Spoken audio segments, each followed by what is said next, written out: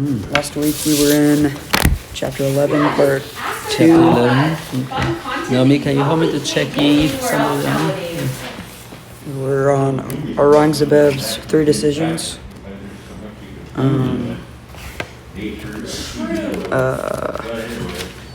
Let's see. Chapter 11? Yeah, the second part of it. Okay. Okay, let's move on with the next chapter then. So, yeah.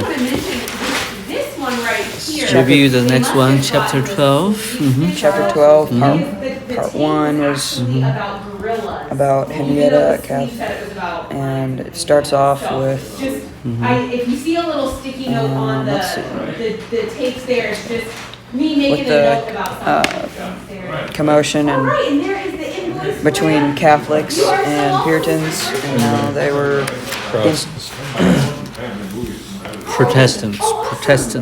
remember?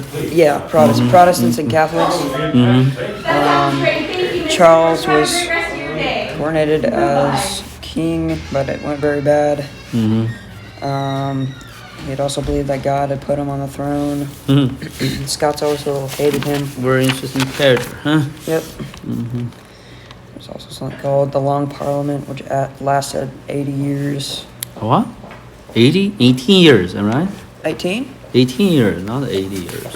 80 years, that's a long time. He's dead. Oh, I thought it was 8 years. 80 years. We all heard a different thing. 80 years. Can I turn this heater on? 80 years. It's 80 years. Can I Huh? turn that? 80 or 18? No, you can't do nothing. Hey. What is 80 it? years. 80 years. Okay. 80 Ocho. years. Yeah. Ocho. Lasted 8 years. Called the Long Parliament, right? Yeah, the So, Long Parliament.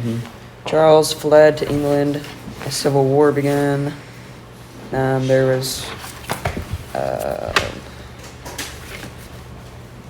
the Cavaliers were the part of the troops in the Civil War. Or Huh? The Civil War? the Cavaliers, who were they? Yeah, but which side were they on? Caroline. They were with Cromwell, right? Nope. So they're Cavaliers is the one for the king, am I right? For the royalist. So yeah, Right. Yeah. yeah. roundheads. Called the royalist, I think is the other way. And this time, if you were still loyal to the king, you were considered a royalist. Yeah. So the Cavaliers fought for, or as royalists. Versus whom? Versus whom? You're fighting somebody, so you're in war. What is the opposition is? What are the enemies? They're fighting with the name for the opposition. Roundheads. Oh. Ah. I couldn't tell what you're. So why called roundheads? Because Their haircut got bald out. Why they have that haircut? Because it was I think it was. They are certain sects of Protestants. Remember Protestants? What they call? That's where the word that you talk about. Yeah, that's earlier. where you got it right. Puritans. Puritan have a certain haircut. Yeah, so I'm gonna keep hair like Esther's. Nice hairstyle, man. It's, Where's your bones? You need the bones. she didn't have one today. Go ahead. And then Charles ended up being put down. He was imprisoned. And on January 30th. Can you guys? Oh, it's on. Okay, here we go. And on January 30th, Hold on, I wanted to greet this young lady. So. Hello. Yep. Okay, there it is. Hello. There you go. Hello. Finally, we showed up. Finally, have you waiting? Huh? My apologies. I was in the meeting, so having intense meeting, making a little bit upset. So it's very good to see you guys' face, and then my temper suddenly dropped. Just, I'm cold. I'm cold. You're cold. You're cold. I'm cold. That's different stories. I'm cool, not cold. Oh. Okay. We are doing a review. I'm not sure you were with us, but I think I sent the link to you. Kayla, about the 12th chapter. We are in the first part, 12th chapter, where Charles lost his head, according to Mr. Elijah. Yeah. So, Yeah. yeah. Okay. So we have two factions fighting each other. Protestants, they're called Cavaliers. Cavaliers, Caralei, fighting supporters of, I'm sorry, from Protestants, Charles supporter, right? So, which is the most candidates. Supported parliament called Roundheads because they're Puritan haircuts. So, move on. So, who win? By the way, how many years this war lasted? I didn't write that down. You didn't write that down? Okay. Now, who partnered with them in this war? Pardon, with who? Who supported Cromwell in this war? Was it the Puritans? Yeah, they are Puritans, but they are the Puritans. Cromwell is a Puritan leader, so. Okay, so who supported them, aligned with them, defeated Charles? It was the Scots, right? Scotsman, right? So, yeah, true. Yeah. This is very fascinating history here. A lot of movie novels written about this period, so pretty much dramatic in English history. So, go ahead. But yeah, that was the end of the first part. Charles was beheaded. Mm-hmm. So, he beheaded. So, what's the parliament after that called? The Rump Parliament? Rum Parliament. Why called the Rum? Why they call the Rum Parliament? Rump. Why it's called the Rum Parliament? Because only half of it was left. Only half of it left. That's right. Yes, that's a very good one. Okay. So, what is Charles' last name? Yes. Charles' real last name is Stuart. Okay, so. Yes, Stuart. Yeah. That's where the Stuart is. Today, still have people called Stuarts, right? So, the dynasty called the Stuart dynasty. In English history, even the monarchs, you can see their dynasty move on to another. So sometimes through marriage, sometimes through this. So when dynasty completely collapse, the dynasty is restored. So. Let's go on with the next portion called the Cromwell's. We're going to finish this chapter. There's another two portions, so then we'll get some launch going on. So Cromwell's protectorate. What protectorate? You guess what it means? Guess protectorate. I'm sure I've even heard that word before. Nor do I. I'm Yeah. guessing. I'm guessing. What do you think here? No idea. I think it's a socially acceptable title of someone with near dictator powers. Yeah. So basically, he has the power he has so as to maintain the order and the function of the government. So he's protecting that order in a sense. Because obviously we see Cromwell comes in and basically creates their own parliament because he, with his new model army, just takes out anybody he doesn't want. Sure. Because he has the army behind his back, so.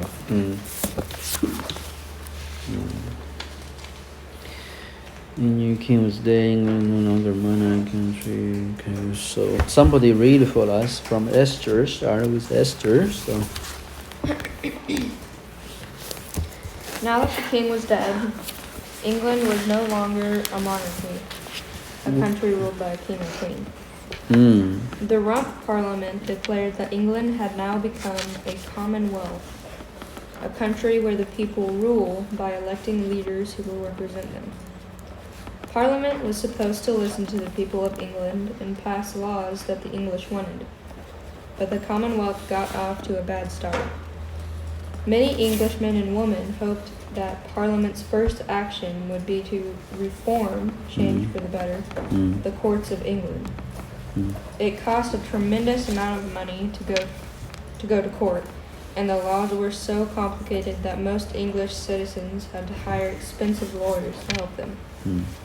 Only rich people could make full use of the courts.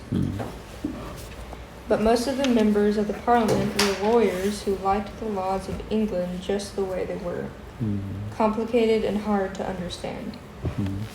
And although the Rump Parliament was supposed to dissolve itself so that the new leaders could be elected by the people, it never did. Howdy ho, I have a quick 4 years after Charles Do you the know when the first was executed, the Rump Parliament was still arguing slowly about whether or not English laws could be changed.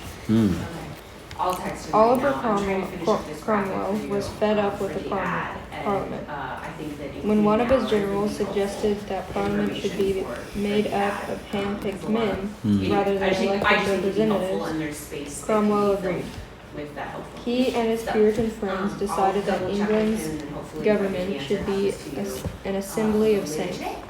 men who agreed You with bet. the Yeah, no Puritan problem. All right. Bye. cause. So Cromwell marched into the Rump Parliament with his soldiers from the new model army behind him, declared it dissolved. You have sat here for too long for the good you do, he shouted. In the name of God, go. The soldiers drove the members of the Rump Parliament out at sword point. Just like Charles, Cromwell had used an English army to threaten other Englishmen. But Cromwell believed that his use of force pleased God. Perceiving the Spirit of God so strong upon me, he remarked later, I would not consult with flesh and blood at all.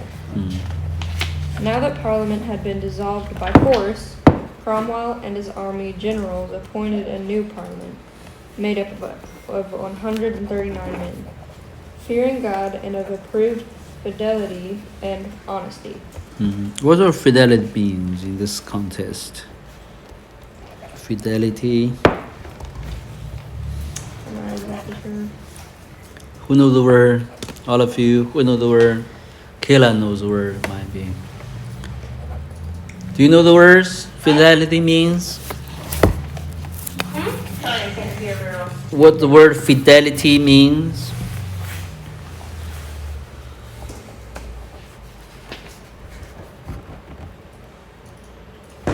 That's okay. I still can't hear you. That's okay. Yeah, no one explained fidelity what it means. I think fidelity means a sort of faithfulness or trustworthiness in one's character. Okay. Let's move on. So,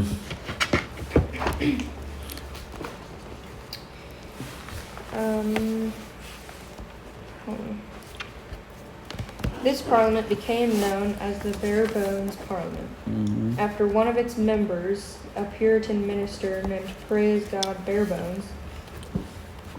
It was also called the Nominated Assembly because its members were handpicked or not nominated by Cromwell.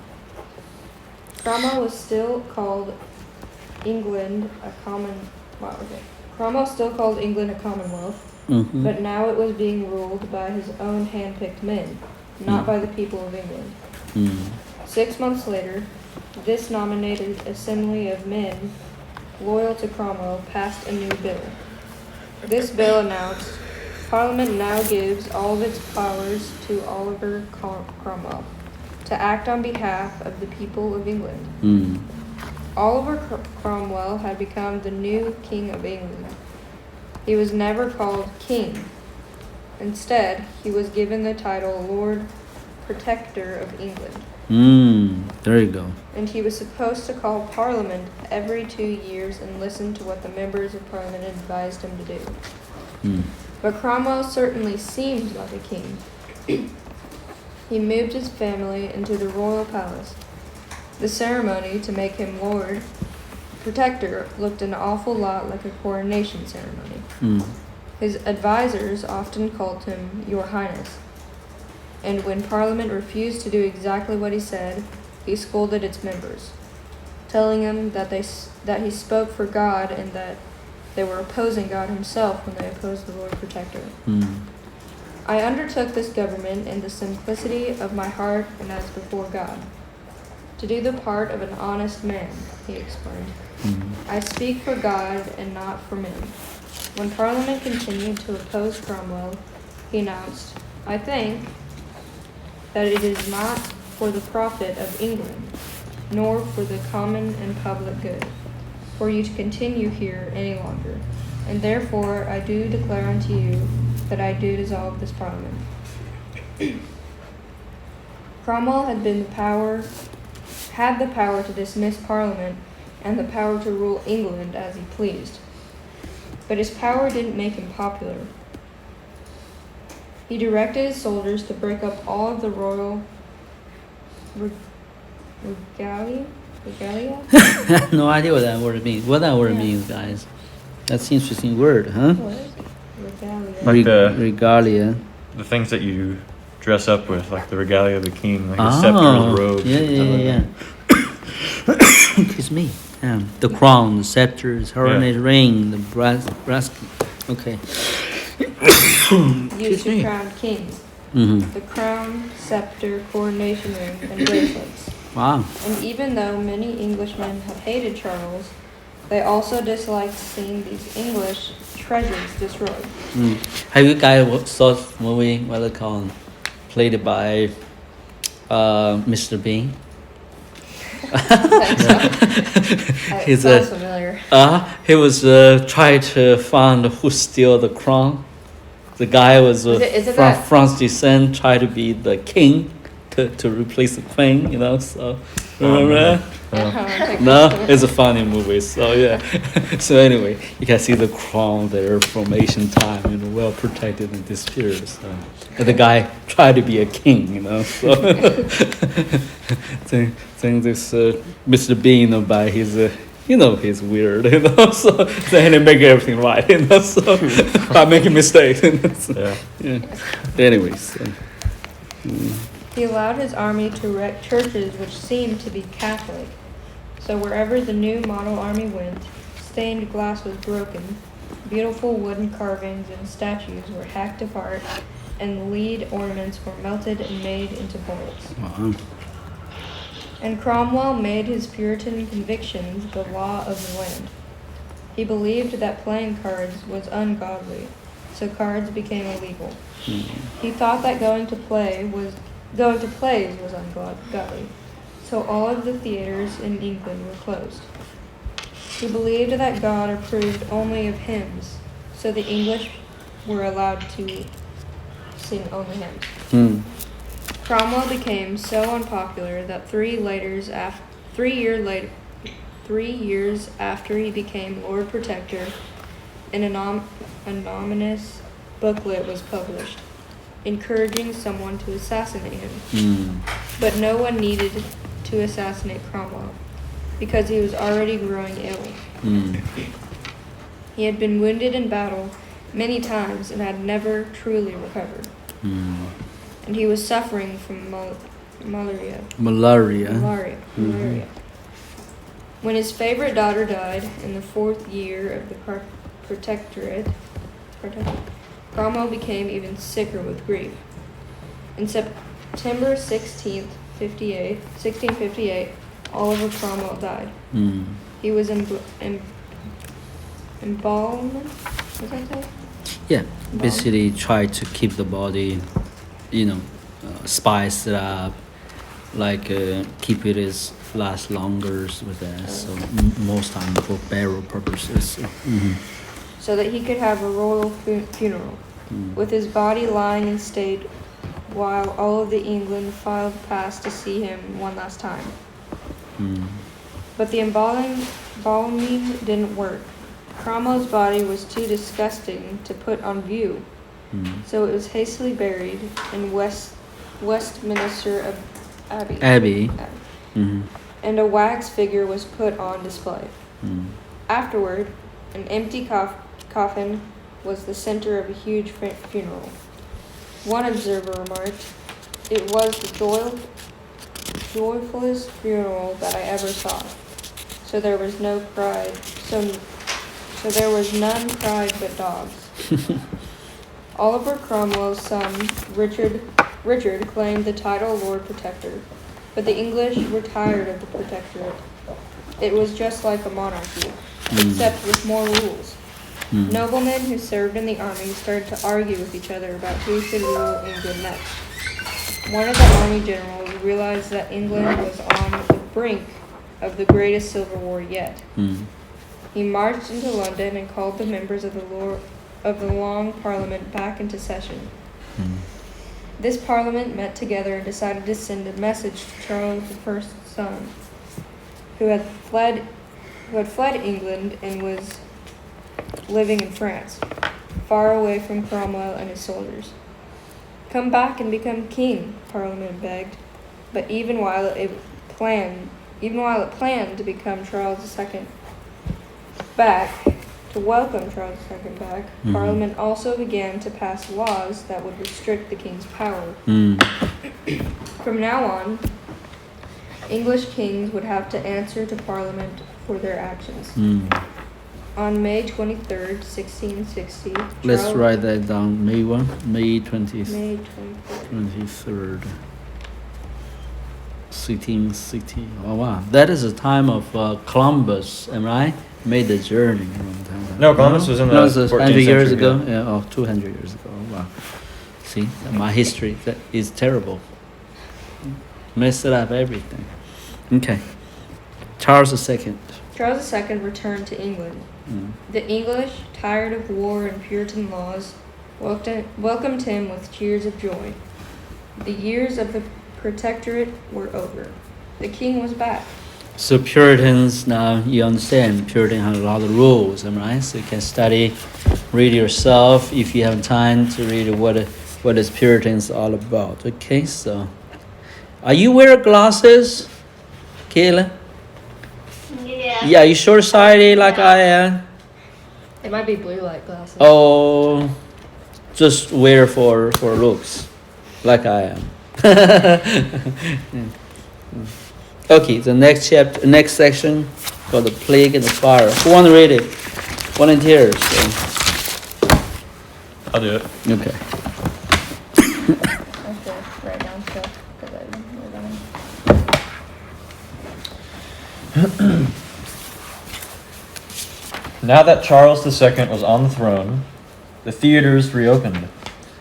England's noblemen crowded to concerts, plays, and balls. The experiment of the Commonwealth had failed, but most Englishmen and women felt relief. The constant battles and upsets of Cromwell's years were finally over. Wow. The years of Charles II's reign are now called the Restoration, because England's traditional monarchy was restored to the How you throne. guys pronounce that word? Restoration? Restoration, yeah. Restoration? I was saying restoration. Restoration. I'm stuck in- Restoration, yeah. Restoration. Okay, okay. And England's traditional way of life was restored as well. Mm. But although the first years of the Restoration were joyful, Mm. catastrophe was just around the corner. Mm. London, England's largest city, had grown and grown and grown. At the time of the Restoration, London had nearly 500,000 people living in it.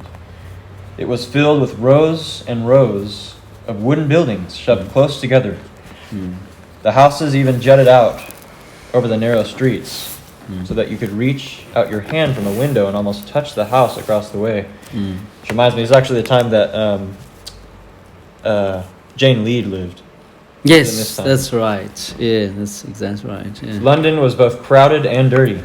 Drains and gutters were ancient, often blocked with cracked stones and trash. Mm. Filthy water and sewage spread across the streets.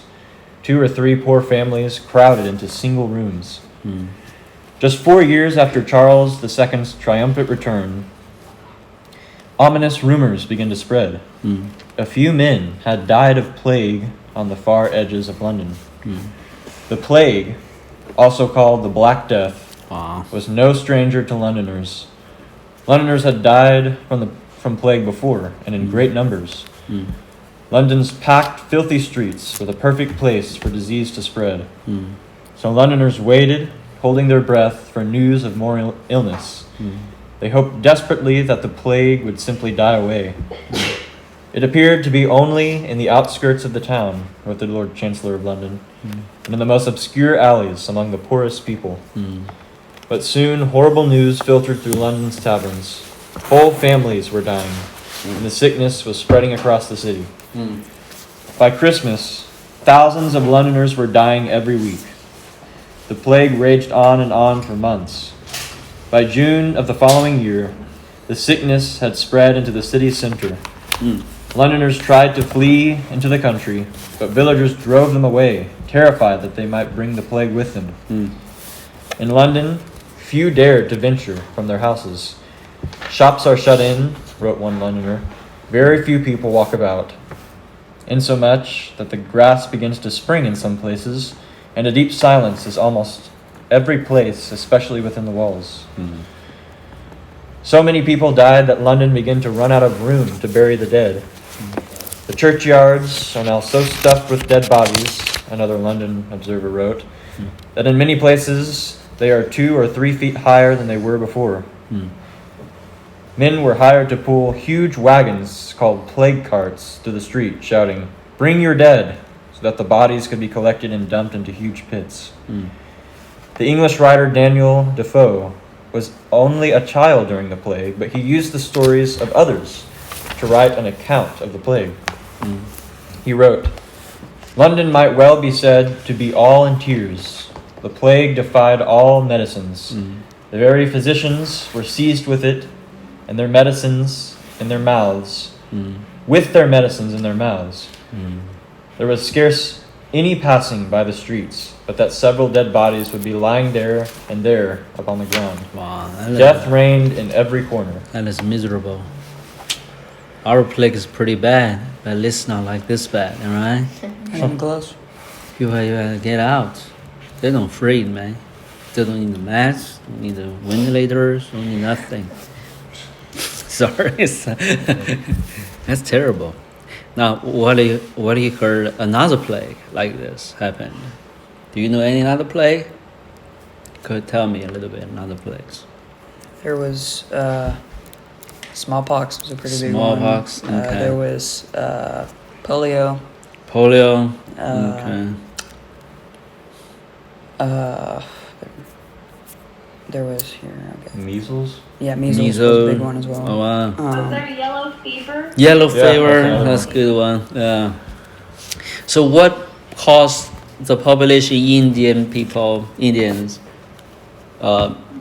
quickly decreased in this land? What plague? Good question, huh? Huh? Oh, come on, I know this. Wait, You what? know that? What? No. Eh? What was the question?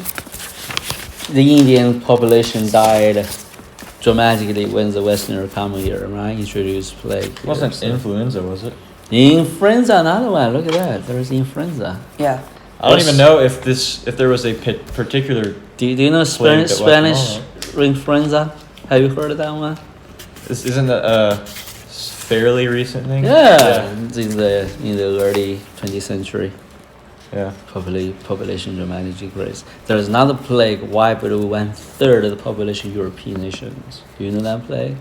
It's actually around this time. I think that's earlier maybe. So especially you can read a certain books, reading around those time in Italy especially, people died off quickly. So anyway, plagues is not a new experience for mankind basically, right? So yeah, go ahead. The people of the 17th century didn't know that the plague was spread by the fleas who lived on rats. What? Can you believe that? Rats, fleas, it's terrible creatures, huh? Indeed, they thought that animals made the plague worse. But the wrong animals. The mayor of London ordered all dogs and cats killed. Wow. That meant that there were more rats, more fleas, and more plague. Samuel Pepys, an English aristocrat who kept a diary of these years, wrote, "Little noise was heard day or night, but the tolling of funeral bells." Finally, the plague began to die away. It had raged for a year. Over 200,000 people had died. 2 out of every 5 people in London. But as Christmas drew near, shops began to reopen. People once again walked in London streets. Slowly, London was returning